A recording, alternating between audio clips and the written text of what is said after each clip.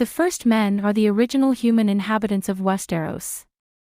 They ruled the continent for thousands of years before the Andals invaded from the eastern continent of Essos.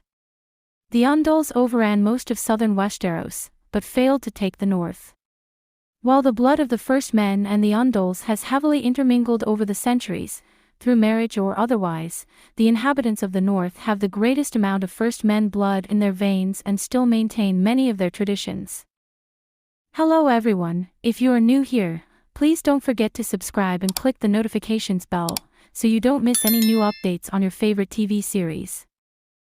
First men noble houses typically have short descriptive names, for example, Flint, Gardner, Marsh, Mud, Reed, Stark or Strong.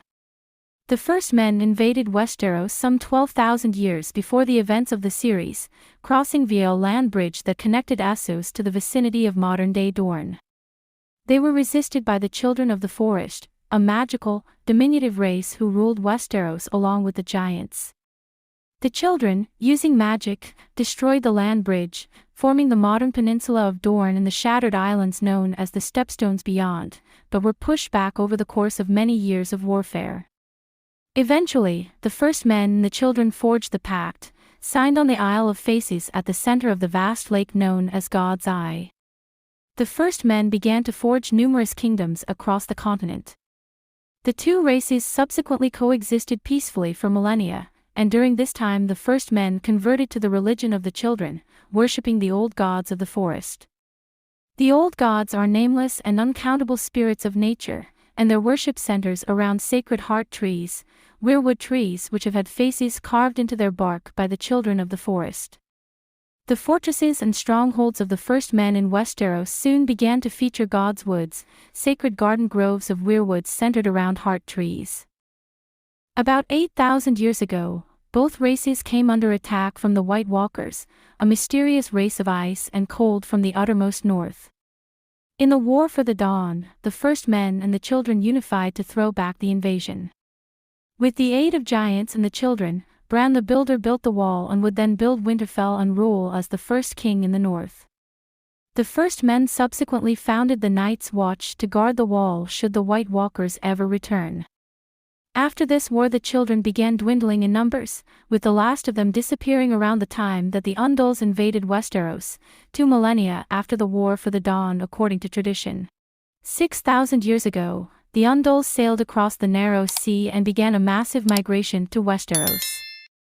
First landing in the Vale, the Andals spread across the continent in waves for the next 1,000 or so years, until they had overrun and conquered almost all of the continent. Their attempts to conquer the north, however, were defeated at every turn, in part because the narrow lands of the neck which separate the north from the rest of the continent are an ideal strategic choke point, defended by the ancient castle of Moat Cailin. After many centuries the Andals and first men made peace, as individual Andal kingdoms carved out of southern Westeros became more concerned with fighting each other than uniting to crush the remaining independent first men of the north. The results of the coming of the Andals varied from region to region.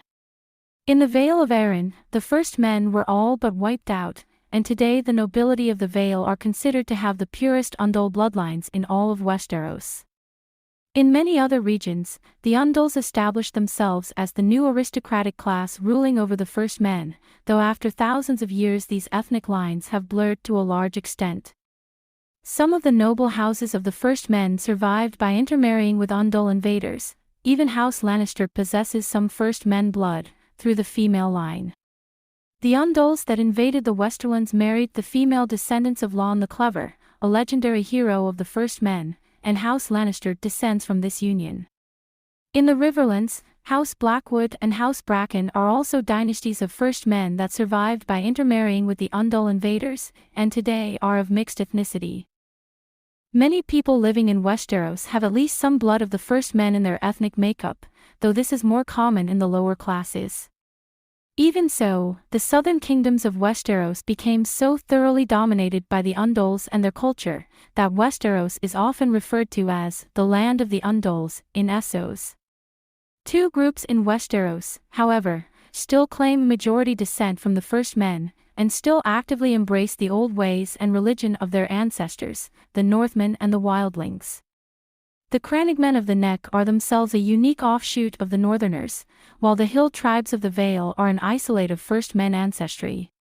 Ties of dynastic marriage were made between the North and the Southern kingdoms over the next 6,000 years, so that the blood of both peoples mingled together, a process that has continued under the rule of the Targaryen kings.